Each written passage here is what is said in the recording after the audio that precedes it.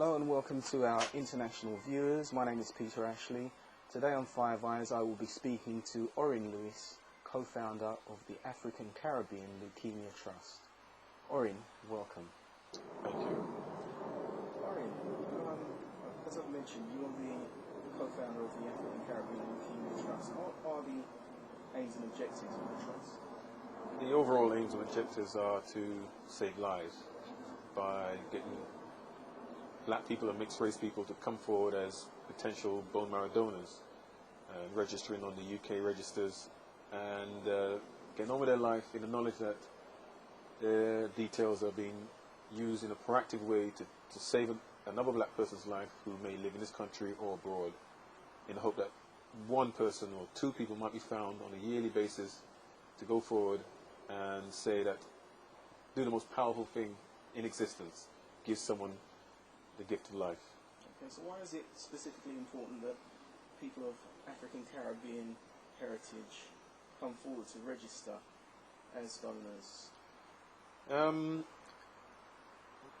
lot of people don't realize that being a bone marrow donor is peculiar to a racial background. So basically, if you're white, Northern European, Caucasian, and you need a transplant, your best chances of finding a donor is from someone from the same racial background. If you're Japanese, be Japanese. If you're Asian, be Asian. Unlike blood groups, where blood groups can cross the racial divide, bone marrow types are peculiar to being from the same ethnic background. So the patient and the donor, the patient and the donor have to be from the same ethnic gene pool. Right. It's like a genetic fingerprint. But because so few black people have registered over the years, it's a problem.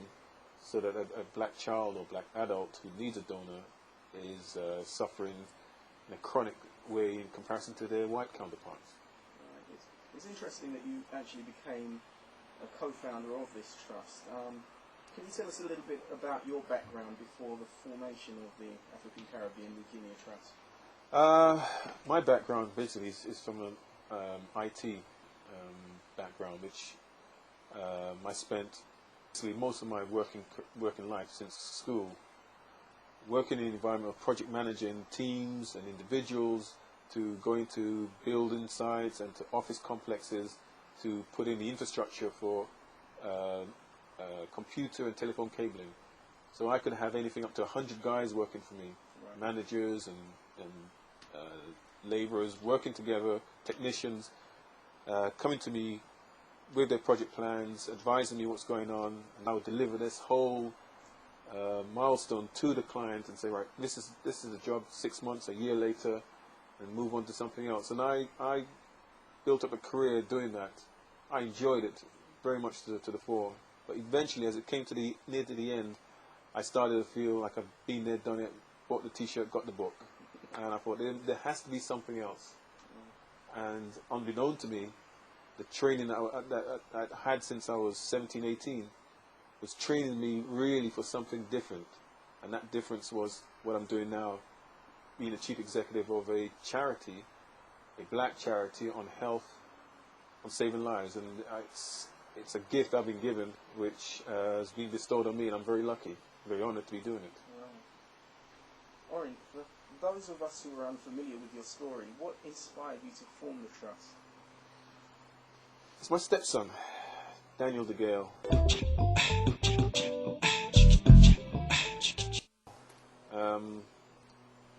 He is, like Stephen Lawrence, a shining light, a beacon.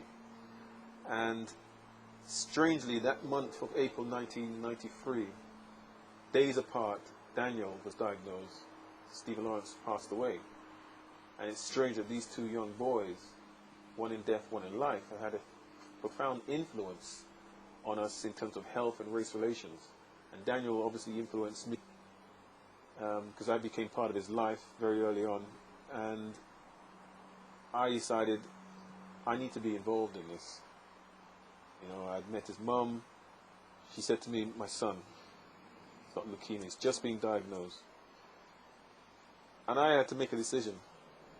Could I walk away and think, this is too much to take on?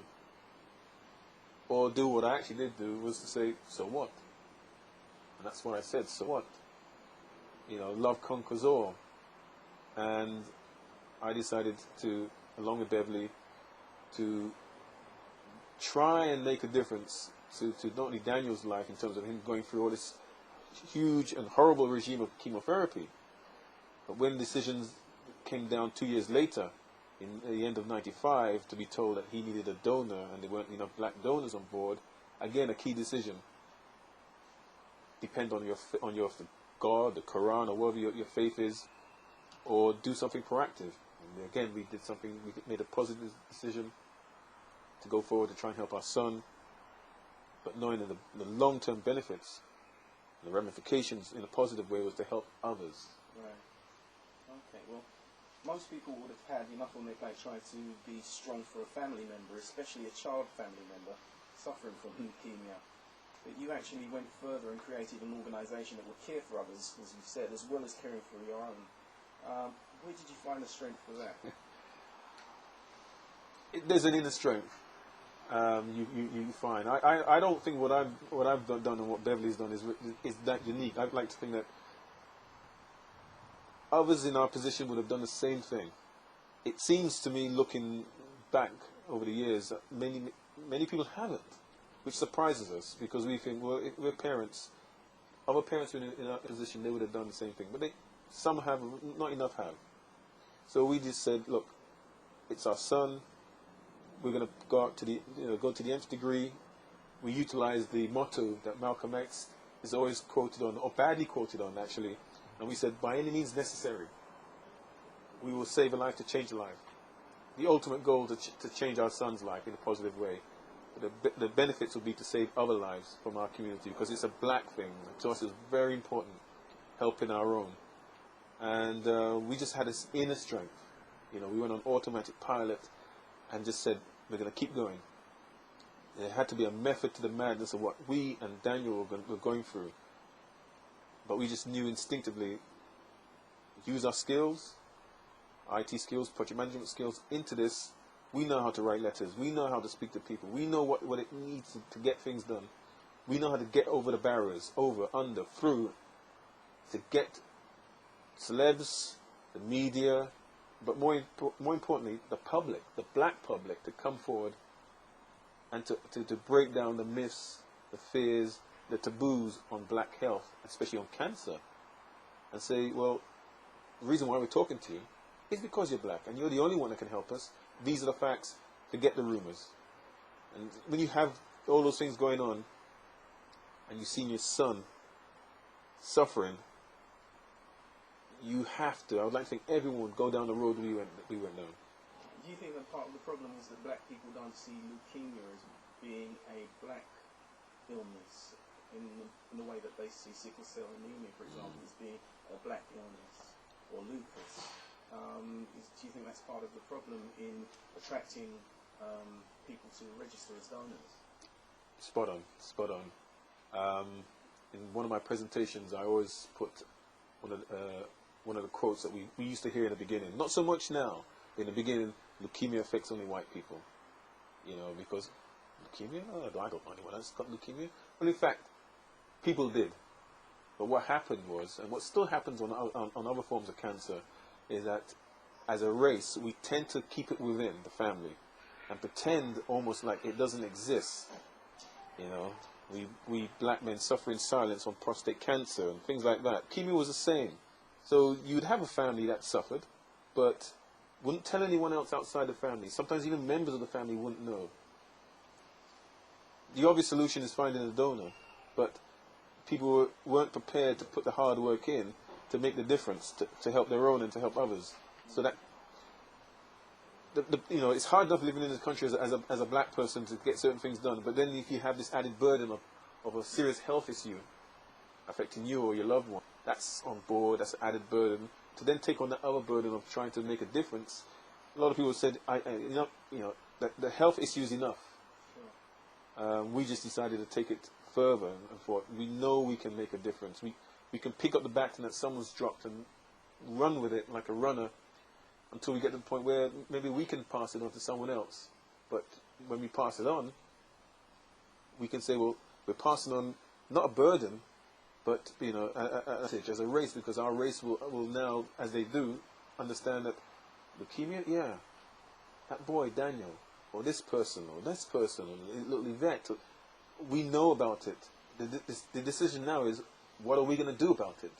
We'll be back after a short break. Hi, this is Billy Bragg saying support the African Caribbean Leukemia Trust. Exactly. I mean, the lack of African Caribbean or mixed race donors with African Caribbean heritage between the ages of 18 and 45 is such that Daniel's donor was found in the USA. How many African mixed race donors are registered in the United Kingdom? Approximately about 16,500. We've been primarily involved in raising those numbers, because when we started back in 93, sorry, not 93, 96, when we started, there were about 580 odd black people who'd ever registered in the 23 years of the existence of the register. And I mean, it was a monumental day when myself and Beverly were at Great Ormond Street, and Dr. Paul Vase said to us, Daniel needs a bone marrow transplant, and we said fine, and he said, but he's got a problem. He's got chances of 1 in a quarter million of finding a donor, simply because not enough black people are registered. I'll never forget, myself and Beverly looked at each other and thought, that's not good enough, we have to make a difference. And that difference is now the 16,000, and donors being found through our work. And it just makes us, it spurs us on even more so when you realize that you've been instrumental in saving lives. And you see the numbers over the years, and you think, yeah, we helped. And, we made a difference to someone. And it's just a feeling of enjoyment or rapture, and it spurs you on. That thing of having saved lives, having made the difference, how does that make you feel? Well, I don't know actually. I've never really stopped and analysed it. It brings a smile to your face, and you think to yourself, yeah, there's another one. And let's move on. And you just sort of think, if you do or don't believe in another power of God or whatever, you think to yourself, there's something happening out there, and fate or faith is allowing you to be the guiding light to help others, or to steer people to the potential of saving lives. It makes you feel honoured. It makes you feel, just makes you feel very good. And what we found out recently, that just how important this is and how honoured we are, is when, about 7-8 weeks ago, Daniel's cousin, first cousin, ended up being a bone marrow donor. That's not a lot of people are aware of that, but in fact, it's her name's Kamisha, and her mum is Beverly's sister. She's also Kamisha is also Beverly's favorite niece. She's Daniel's favorite cousin. She tried to help Daniel back in '97 when she was 17. She registered at a charity football match between Choice FM and Kiss FM in South London. Great day, great fun. Did a registration drive. About 90 odd people joined. She was one of them. 8 weeks ago, she ended up being a donor. And to us, that's like someone's looking down at us. Someone's smiling and saying, "This is how it should be." In the family, Daniel at one extreme saved. His favorite cousin doing the complete opposite, and being a donor, and now being an advocate, telling others how important it is. That's right, and potentially saving others. And she joined through us, so we've actually become the instrument to use in our own family, and bring it full circle, the donor and the recipient. That's fantastic. Going back to the numbers game, is that problematic lack of African Caribbean or mixed race donors with African Caribbean heritage and black people in general replicated in other countries? Unfortunately, it is. Yeah, it's the same problem in the United States, and unfortunately, there isn't a register. in anywhere, any black country apart from South Africa. And then on the register, there's about 10,000 people on the South African register, majority white. If you look at the United States, where there's a huge element of black people, the same problems that we have over here getting people to register, the same problems they're having over there.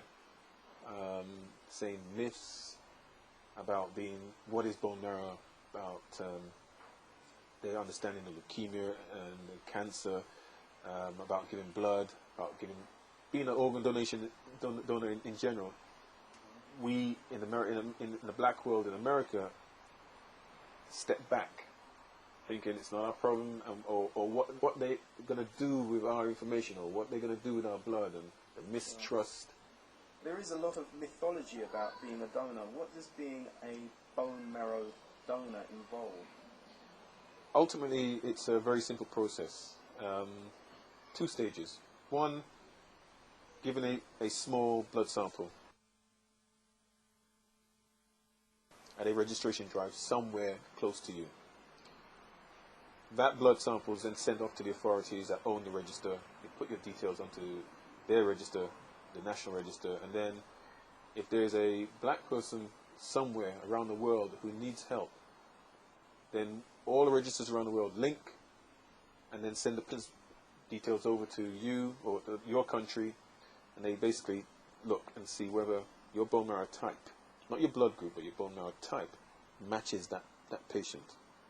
That continues on and on and on, whilst you're just getting on with your life, until maybe one day they do that and then stop and say, go back.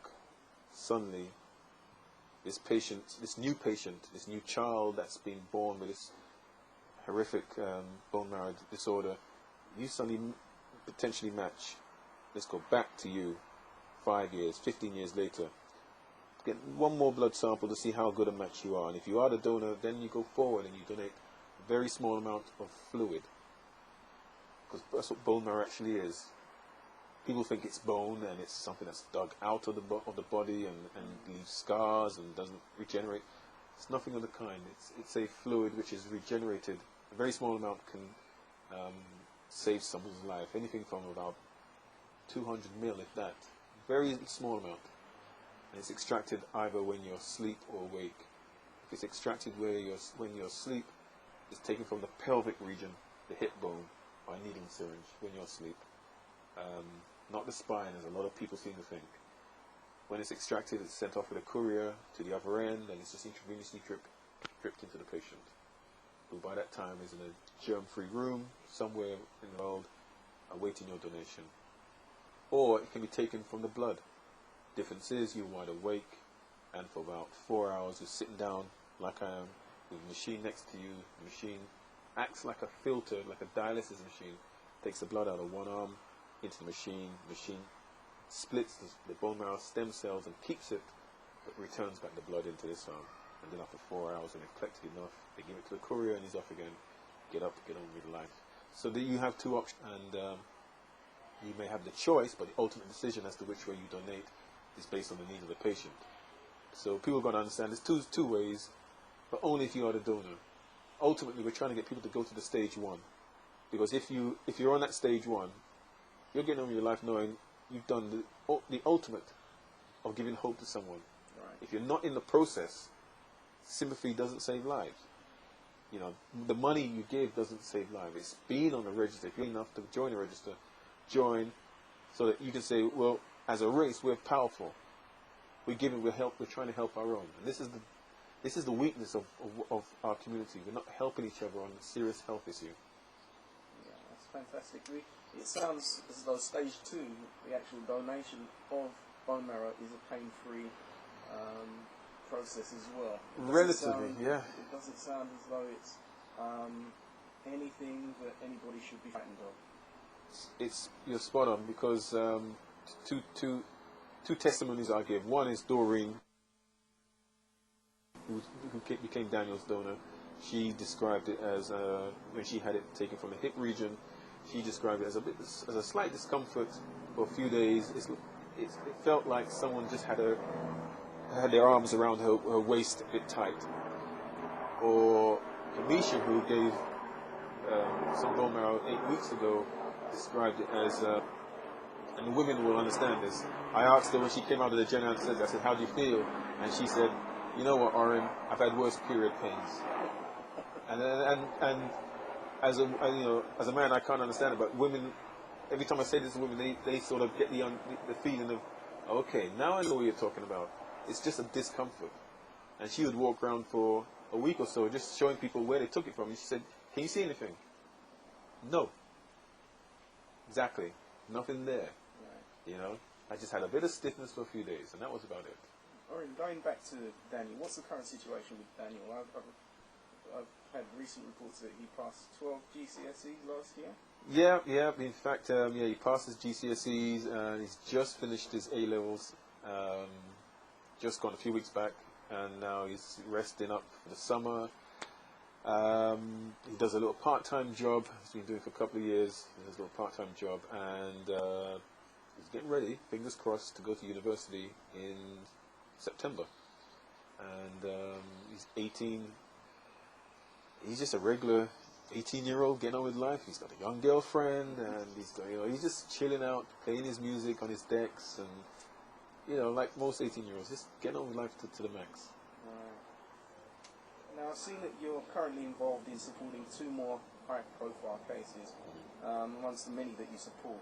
Yvette and Russell Mills. And the bravery of these 2 individuals in facing up to their illness is truly to be applauded. Tell us a little bit about them. Yeah, it's interesting. You've got 11-year-old Yvette in Bristol, and you've got 41-year-old father of 2, Russell in Manchester. And 2 totally different individuals, but touched by the same problem, and are out there in their areas, going out and raising awareness to try and help themselves and to help others. And they are an inspiration. They really, really are inspiration, because they could have sat back and said, no, we'll let the authorities or even the ACLT just do all the legwork. They came to us, said, we've seen the success you've had with your son and others, can you help us? And we said, yes, that's what we're all about. We don't want people to go through all the hills and troughs and the barriers that we went through to raise awareness. We've done it. We've got the t-shirt, we've got the book, we've got the video. We will help you try to help yourself. We will guide you to avoid the pitfalls and take you down the shortcut circuits rather than going around the houses to get to the same point. And they've taken that advice on board, and they are doing fantastic work in their areas.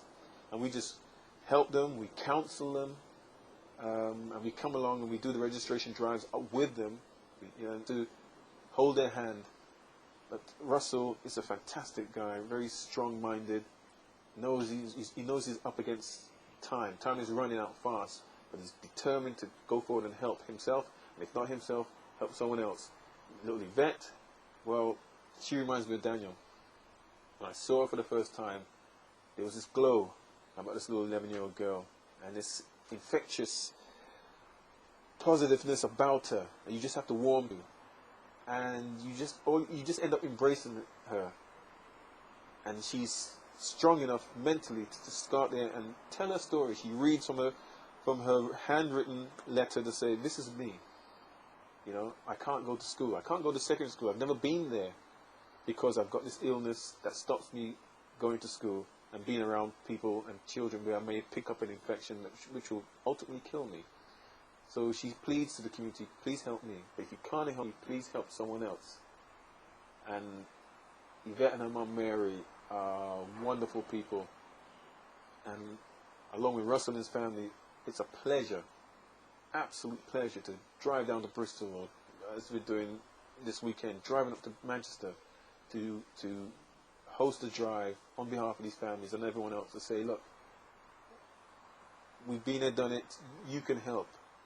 And from clinics we've done, it's amazing to watch the reaction of the public, the black public especially, to come out and say, yep, I read about Yvette, or I saw this news item about Russell on the Manchester local TV.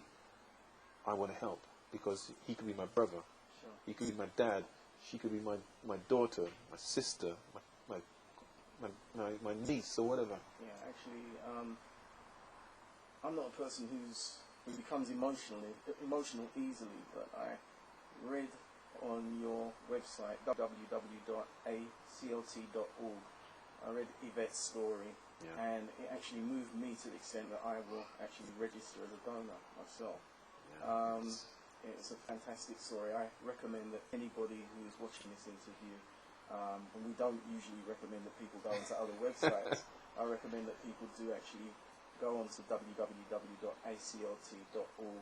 and read Yvette's story. It may inspire them to register as donors. It should, because it's a real and touching story. Hi, it's Lamar here. I just want to say, make sure you support the African Caribbean Leukemia Trust. Orin, my last question. If you could give a single message to our international audience, what would it be?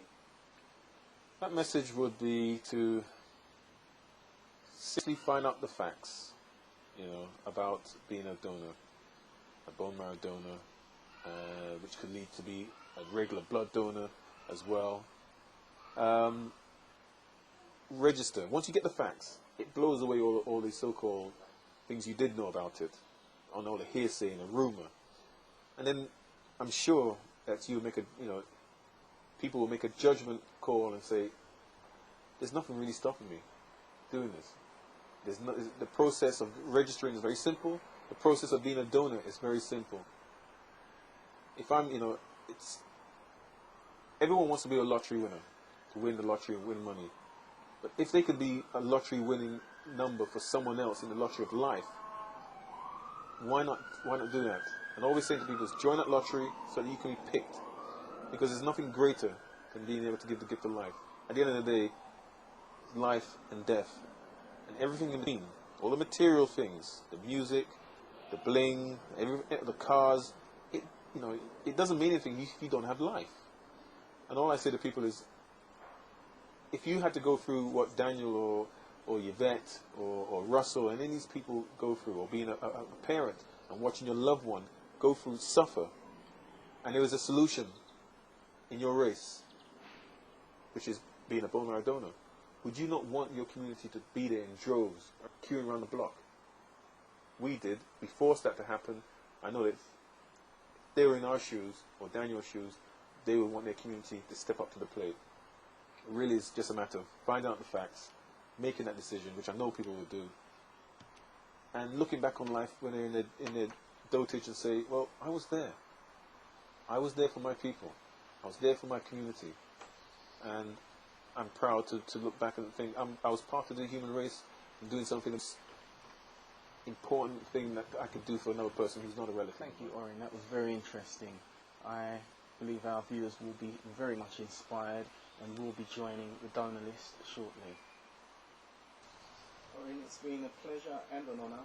This has been a profile of Orin Lewis on Five Eyes. Thank you, Orin. Thank you very much. Appreciate